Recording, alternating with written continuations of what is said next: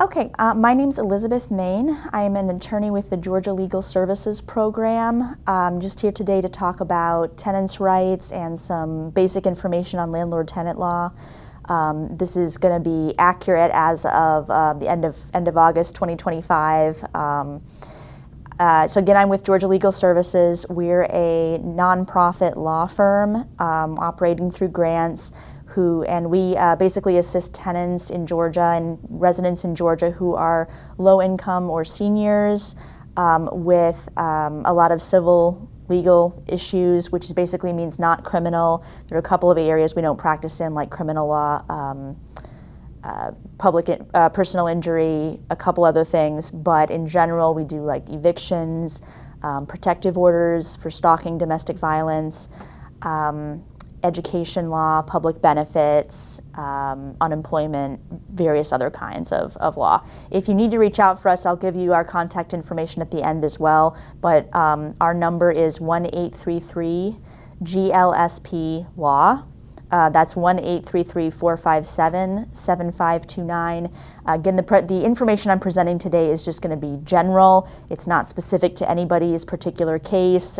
Sometimes the facts of a situation can change the advice, so this is to just kind of give people an overview. If you have questions about a specific legal issue, please give us a call, or our website is glsp.org.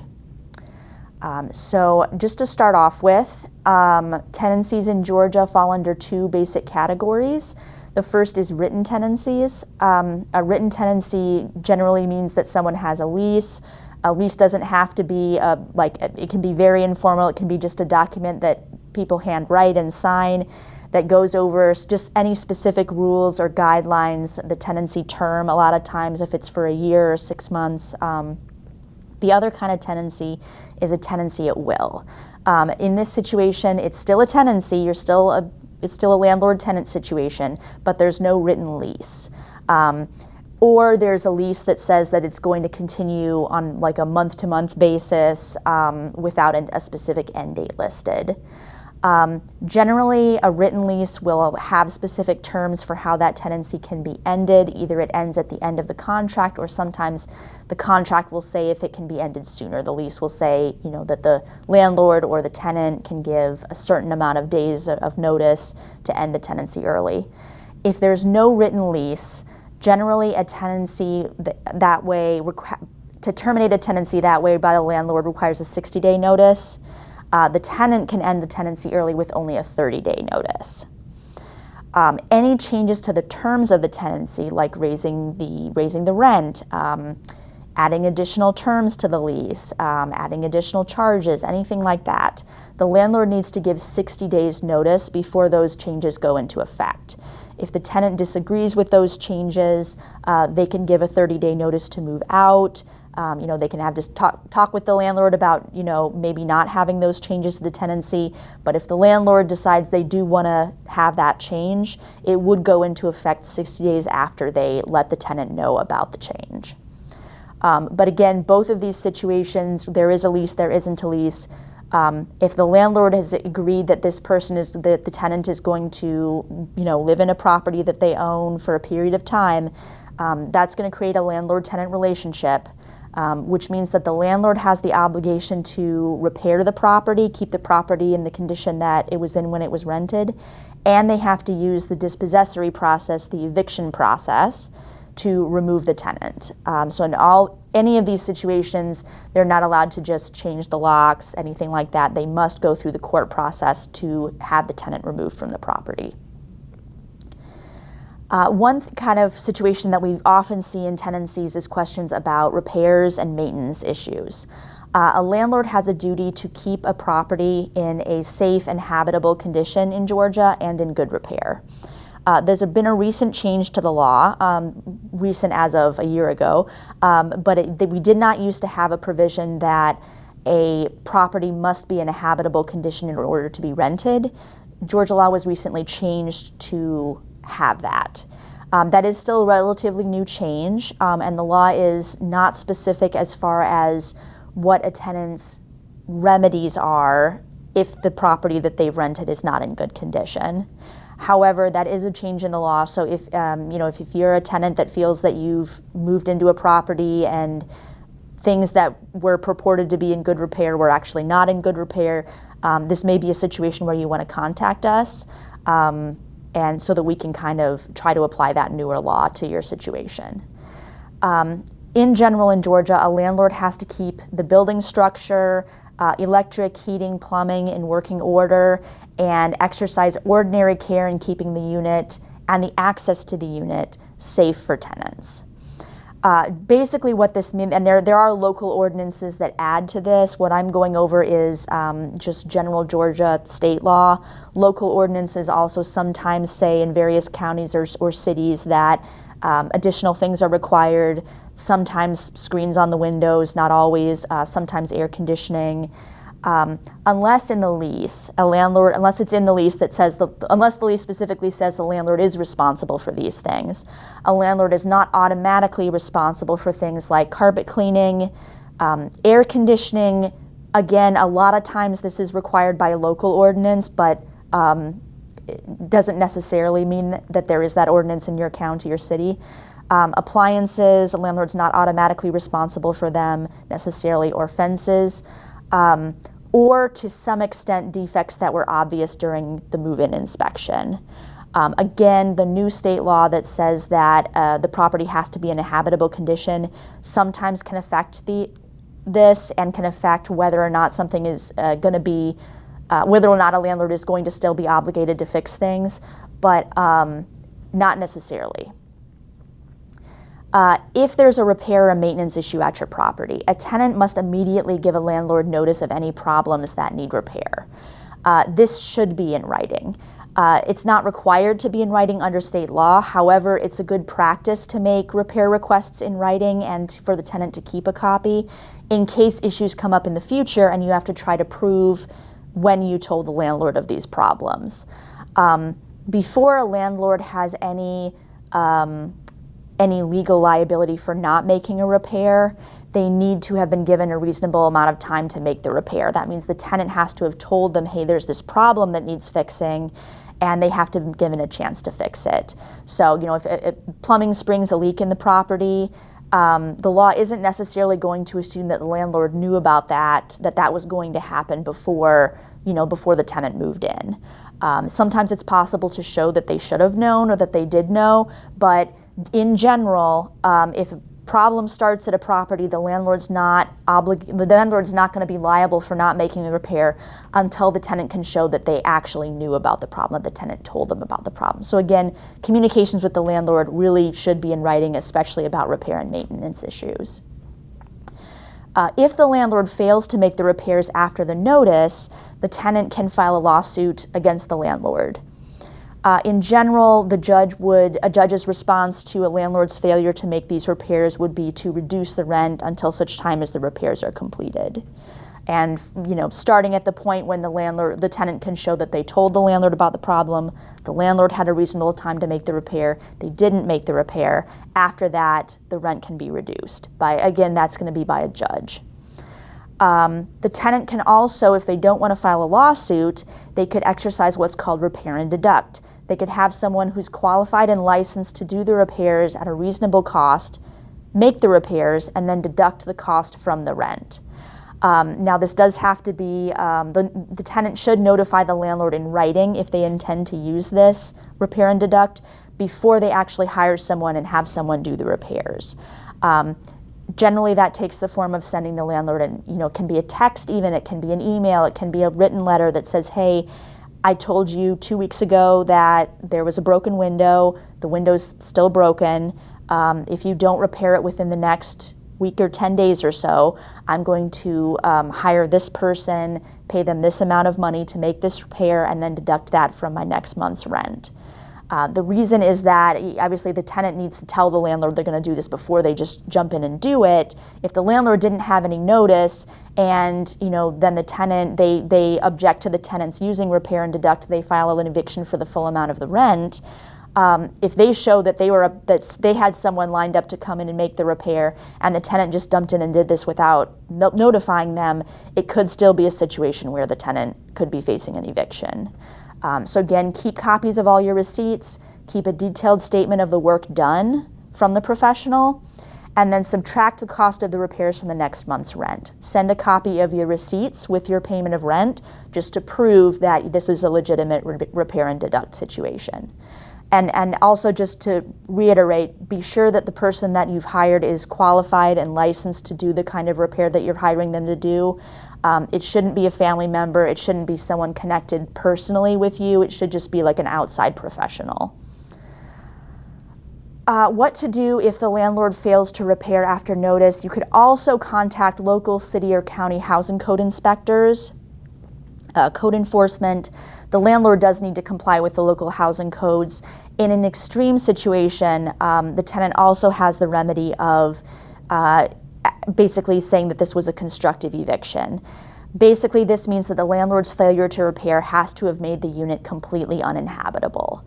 So it can't be something like, if, again, using my prior example, if a window is cracked, that wouldn't render the entire unit uninhabitable. So a tenant couldn't use this in that situation. But if it's something where the landlord's failure to repair has made the unit completely where someone cannot live safely in the unit at all, and it cannot be restored to a safe condition with ordinary repairs, like the tenant couldn't use repair and deduct because the problem is so extensive that it would be multiple months of rent to fix it, or it would require some very specialized repairs.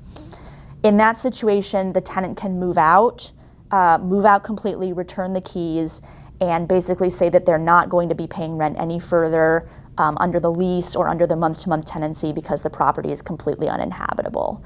And at that point, if the landlord tries to file a case against the tenant to say that the tenant should be forced to pay the rent, they would then have this defense to that legal case. In general, though, if the property is still livable, but it's just not completely up to repair, you must continue to pay your rent unless you followed all the provisions of repair and deduct. A tenant in Georgia is not allowed to withhold the rent because the landlord didn't make repairs under normal circumstances. Rent is still due each month per the terms of the tenancy. The failure to repair is a legal issue that the tenant has against the landlord, but it doesn't nullify the landlord's case against the tenant for not paying rent. If you fail to pay rent, the landlord can file an eviction against the tenant for non-payment of rent. And again, the fact that the landlord didn't make repairs may be very relevant to that eviction case. It may give the tenant a reduction in rent, but the judge is likely to still find that the tenant owes some amount of rent, and that would still be an eviction against the tenant. Some states have different laws on that, but that is what Georgia's law is for this state. The eviction process. So if a landlord wants to remove a tenant from the property, again, they have to go through the legal process. They must first provide the tenant with a demand for possession prior to filing for eviction. What that means is they have to tell the tenant, in certain circumstances, this can be done orally. In general, it's got to be done in writing.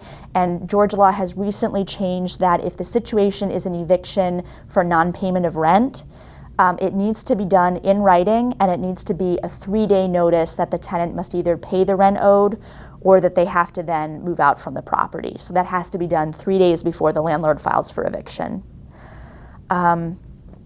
Once that's done, a landlord can file an eviction affidavit sworn before the state court or the magistrate court in the county where the property is located to begin the eviction process.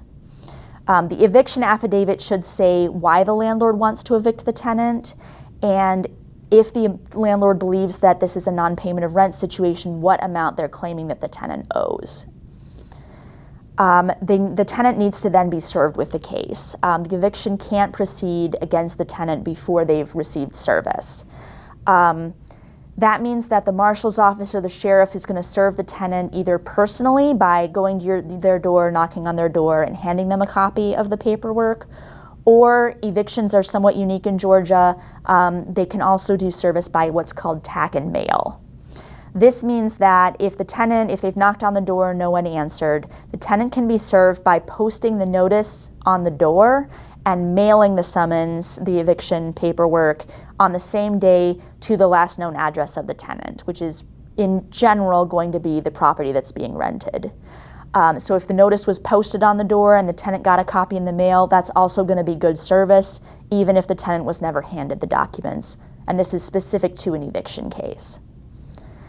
When the tenant is served by tack and mail, if the tenant does not file an answer, the court cannot enter a money judgment against the tenant. This is because of the legal rules about service. If they haven't been physically handed a copy, they can still be evicted because tack and mail is allowed for eviction cases, but they cannot get a money judgment. Once the tenant files an answer, then that's considered to be that they can now get a money judgment against them, potentially, in the case. Once the service has happened, once the sheriff's posted the notice on the tenant's door or handed the tenant the notice, the tenant has 7 days from that date to file an answer with the court. That's 7 24-hour days. It's not 7 business days. The only exception to that is where the 7th day falls on a court holiday and the tenant's not able to file an answer on that day. In that situation, they have until the next day. But again, it's 7 days, not 7 business days. It's a very short timeline, so it is important to act quickly if you've been served with an eviction case. The information on when and where to file an answer is going to be located on the eviction paperwork, the court paperwork that was posted on the tenant's door or handed to them. The answer has to deny, dispute, or in some way challenge the claims of the landlord. All of the tenant's claims should be put on the answer. So if they believe that their landlord has not repaired the property, if they believe they didn't get the proper notice before the landlord filed the eviction, any disputes they have with the process should be on the answer, or they cannot be raised before the judge. If the tenant files an answer that just says, I owe rent, I'm trying to pay, and it turns out that they disputed the amount the landlord's claiming, anything like that, they're not necessarily going to be able to tell the judge about that, and the judge is not necessarily going to be able to hear about that because it wasn't written on the answer. So again, very important to know what to write on the answer, and to, if you need legal advice, to reach out as soon as you get served, or even better, if you believe that your landlord has filed and you're about to be served, to reach out at that point. Generally, answers are filed in person at the county courthouse, at the clerk's office at the county courthouse. Some courts, but not all, have procedures in place that you can file, sometimes by email, sometimes over the phone, sometimes electronically. It's not at all a guarantee that you're going to be able to do this. So if you believe that, if you work during the day, you're going to have trouble getting to the courthouse, check with the court as soon as possible. Don't wait until the last day the answer's due to find out that you have to go to the courthouse in person. And then if you can't do that, you've missed your answer deadline. If an answer is not filed by that 7th day and you've missed the deadline, the court is going to enter a default judgment against the tenant as soon as the 8th day after service. So that could happen really quickly, potentially. If the tenant was served by tack and mail, that means an eviction order. If they were served in person, that means a money judgment and an eviction order. At that point, the landlord could proceed with the eviction. What happens after an eviction is ordered is that the court will tell the sheriffs to carry out a set-out, and the sheriffs or the marshals will at that point decide when, schedule a time, or add it to their list of evictions to be served, and come out and do a set-out at the next available time that they have. That can vary widely from county to county. Some counties it takes the sheriffs potentially 3 weeks to come out and do the set-out. Sometimes it can happen within the week. So again, that's going to be a question for your local county law enforcement about how long are they going to take in a specific situation to do a set-out. So Georgia law also does provide, there's limited defenses for a tenant if the landlord files an eviction for non-payment of rent and they do owe the rent and they just weren't able to pay for whatever reason. Georgia doesn't have anything like a hardship exemption if someone loses their job or there's a family illness, anything like that. Unfortunately, Georgia there's not a way to use that to get more time to pay. Georgia law does have the tender defense for tenants who are served for an eviction with an eviction for non-payment of rent. If a tenant pays all the rents that the landlord says are due, the late fees, the correct late fees, and the cost of the eviction warrant, which is generally, varies county by county, but generally around $70 to $80. If they can pay all of those amounts within 7 days of the service date, then the tenant has a complete defense to that eviction affidavit. This defense can only be used once in a 12-month period. So if the tenant used this defense in July and then the landlord filed again in September, the tenant does actually owe the rent. They can try to work it out with the landlord whereby they pay and avoid eviction, but paying in this way is not going to necessarily be a legal defense to the eviction in that situation. If the landlord accepts the tenant's tender of that amount, the tenant still has to file an answer with the court saying they made the tender. Don't just give the landlord the money and then they say, okay, we'll dismiss it, and you just kind of sit back and don't do anything, because if they don't dismiss it, or if there's a miscommunication between the landlord and their attorney, if, say, they're a larger corporate landlord and they have an attorney, if there's any kind of problem with that and you haven't filed an answer, you could get a default eviction and maybe not even know about it. If the landlord refuses a properly offered tender, like you try to pay the rent, the late fees, the court costs, you haven't used this before in a 12-month period, and the landlord just won't take the money, file an answer and then bring the money to court, and your answer should say, I had the full amount my landlord's asking for by the answer deadline, and they just wouldn't accept it. That would still be a defense to the eviction because you tried to follow the law in this regard, and the landlord just wouldn't allow you to do that. A partial payment would not work for the tender defense. You couldn't say, I tried to pay 1 month of rent and I can pay the other within 2 weeks. That's not going to necessarily provide you with a legal defense to the eviction. Tenants have a right to request repairs and take actions to secure repairs. They cannot withhold rent for lack of repairs. We talked about that. But if they're been talking with their landlord, emailing, trying to get the landlord to fix something, and the landlord isn't doing it, and then the landlord says something like, well, if you're not happy here, you can just move, and they file an eviction. Or alternatively, if they decide to end your lease and they don't give a reason, or raise the rent, they don't give a reason. Within 3 months of the tenant's requests for repairs, it's presumed under Georgia law that this is in retaliation for the tenants having requested repairs. So again, if they file an eviction, a tenant should bring this up in their answer. Write this in the answer that, I asked my landlord, I've been trying to get this window fixed for 3 weeks now, and the landlord finally stopped responding to my messages and just filed this eviction out of the blue. Or now they're saying that, they want to increase my rent because they had to fix the window that I didn't damage. Something else happened, hailstorm, window got damaged. They had to fix it, and now they want to charge me $100 per month extra for rent. At that point, the tenant can bring this as a defense to an eviction for non-payment of rent if it's, the amount above the regular rent that they've been asked to pay, or if the landlord just filed an eviction. It's basically a defense to an eviction, and the tenant can get damages in the amount of 1 month's rent plus $500. That's set out by the statute, is that in a successful case for retaliation, that is what the damages that the tenant will be getting from that. Okay, so if the tenant files an answer, a hearing is going to be scheduled by the court generally pretty quickly after an answer is filed. Again, it varies county by county.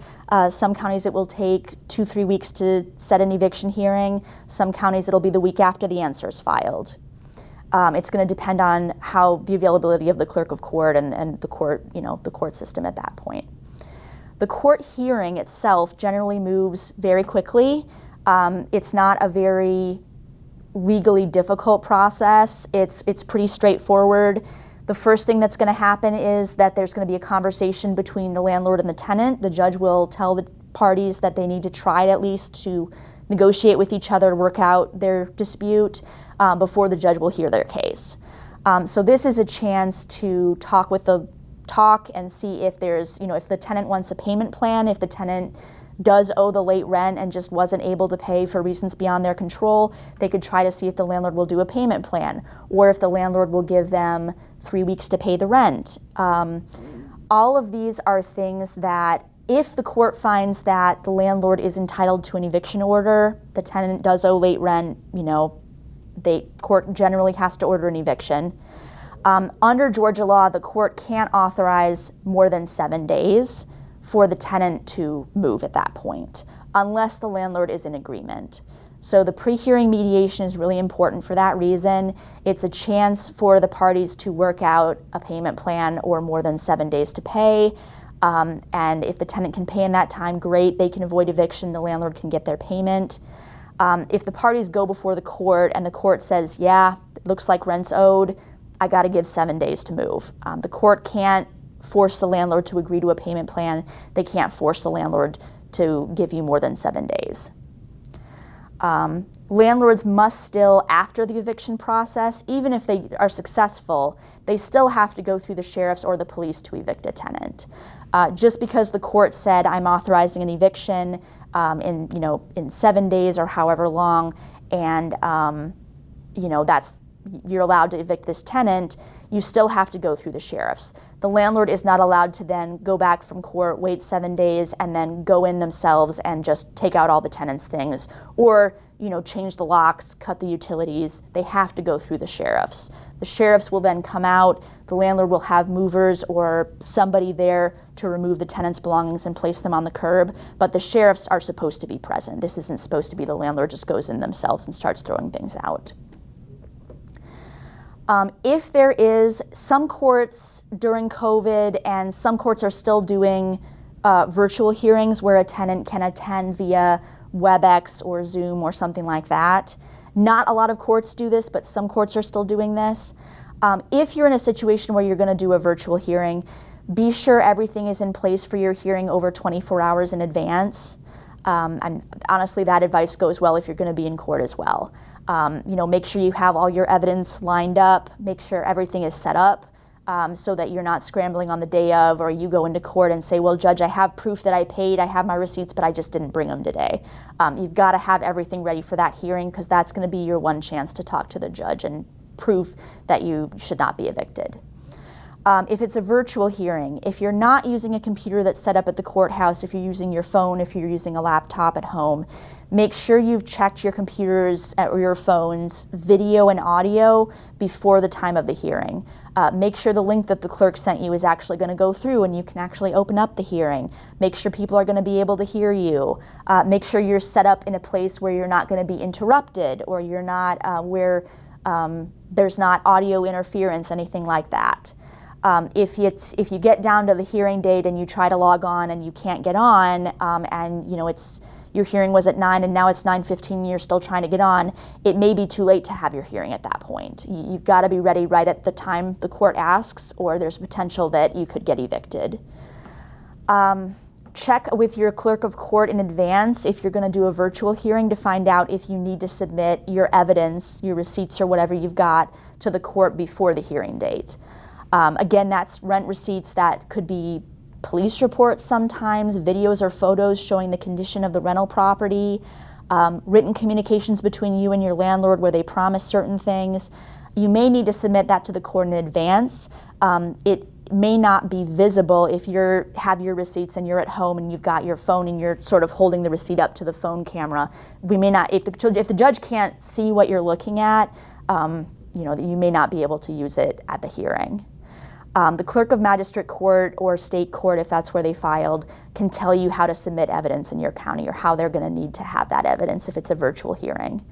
If they want you to mail in evidence or drop off evidence at the courthouse, don't give them the only copy that you have of your whatever your documentation is, just in case something gets misplaced, something gets lost. You don't want that to be the only copy. Appeals. If you or your landlord disputes the outcome of the eviction, you have 7 days to appeal the court's judgment.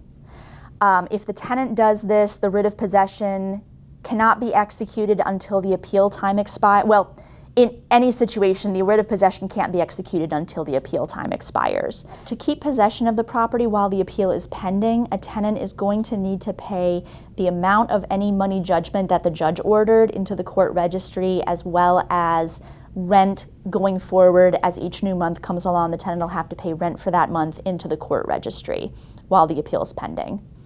Unfortunately, if the tenant's not able to do this, they can still appeal any money judgment that the court entered, but they're not going to be able to avoid the writ of possession going out as the court ordered. In order to stay in the property while the appeal is pending, those amounts have got to be paid. If the tenant does not win the appeal, that money that goes in the court registry is going to go to the landlord.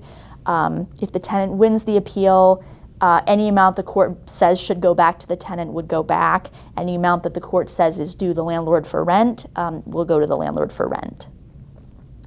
The courts do charge a fee for filing appeals. The tenant can request that that be waived by filing a poverty affidavit. The clerk of court in your particular county can provide you with a poverty affidavit for that county. Generally, different counties will sometimes have different requirements for documentation and that kind of thing.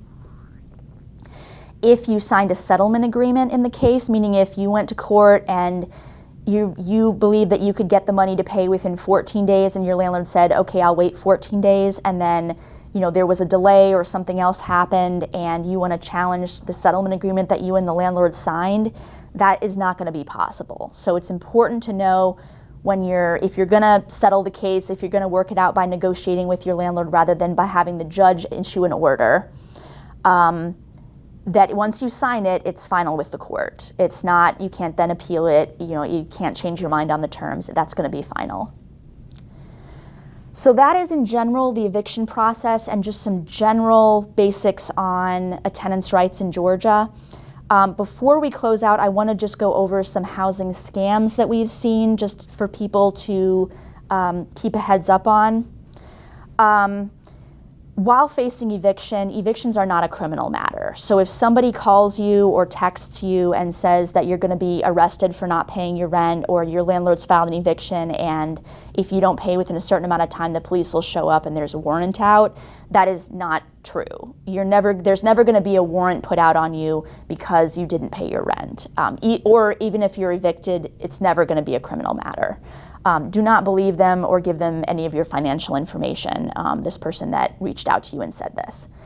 Also, while facing eviction, we've had a couple of situations where someone has contacted a tenant or has put information out on social media or on Craigslist or whatever saying that they will help someone delay an eviction if the person gives them $400 or $500 or something. If this person is not an attorney, it's highly likely that this is a scam. What we've seen is that people will provide a tenant with paperwork to remove a case from state court to federal court under the assumption that this will basically buy a tenant time while the paperwork is processed back and forth from the federal court. It used to be years ago that this could actually delay an eviction for 6 months if you filed a pleading to remove to federal court. However, this started to be kind of abused by so many people that the courts have kind of cracked down on it. Anymore, if you file a petition to remove your case to federal court and you don't have a legitimate legal reason for removing it to federal court, it will be bumped back to state court within potentially a week or two. So this does not actually, if someone says, I'll provide you these documents in exchange for $500 and this will delay your eviction by a couple months, that is very likely not going to happen. Generally, this is a scam that we've been seeing where someone's not an attorney and they're providing this information. It is legal advice. It is not legal for someone who's not an attorney to be telling someone that and taking money for it. So please be aware of that. We've kind of been seeing it more and more. That is not legitimate. In addition, if someone is purporting to be from a legal aid agency, either Atlanta Legal Aid, Georgia Legal Services, whatever name they're saying that's legal aid, no person from those agencies will ask for money from someone in order to assist them or represent them. So if someone's purporting to be from those agencies and is asking for money, it's definitely a scam. Scams connected to utilities. Utility companies are never going to call you to ask for payment over the phone or text you and say, hey, send a payment to this link. If someone is calling you or texting you claiming to be your utility company and they're saying you need to pay or we're going to cut your utilities off, tell them you'll make a payment online and then contact the utility company using contact information from your utility bill, not from information that the person on the phone gave you. If you're searching for new housing, don't provide personal identifying information or financial information to someone in order to reserve a property that's being advertised as for rent. We've seen scammers going on Craigslist, going on various places, taking photos of a property that they may or may not even own, and then posting it as for rent, saying, hey, I won't rent it to anybody else as long as you give me, your information so I can verify that you have good credit, or I can verify how much is in your bank account. This is probably going to be a scam. Try as much as you can to get a good physical address for your landlord, some good contact information before you pay them any money. If someone takes a security deposit from you and first month's rent, and then they just try to disappear before giving you the keys, and all you have is their first name and a cell phone number, you can let the police or a court know where that information, but it's unlikely that the police are going to be able to find this person. Very likely that's maybe not their real name or number, and it may not be possible to recover the money you gave them at that point. So just try to inquire as much as possible, get as much information on your landlord as you can before you give them any money. Don't just do, this is my first name and this is my cell phone number. So again, those are some scams and some just general tenants' rights information for your awareness.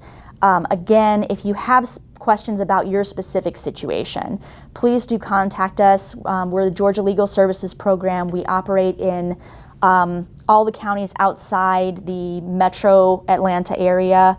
So it's easier to say which counties we don't do. This is not going to be Fulton, Gwinnett, DeKalb, or Clayton, but outside that area, we serve the rest of Georgia. Our number is 1-833-457-7529, which is 1-833-GLSP-LAW. Website is glsp.org. So GLS, and then that's P as in Paul.org. So if you have specific questions, please do reach out to us. Otherwise, I hope this was informative and can kind of get people a better understanding of their rights as a tenant.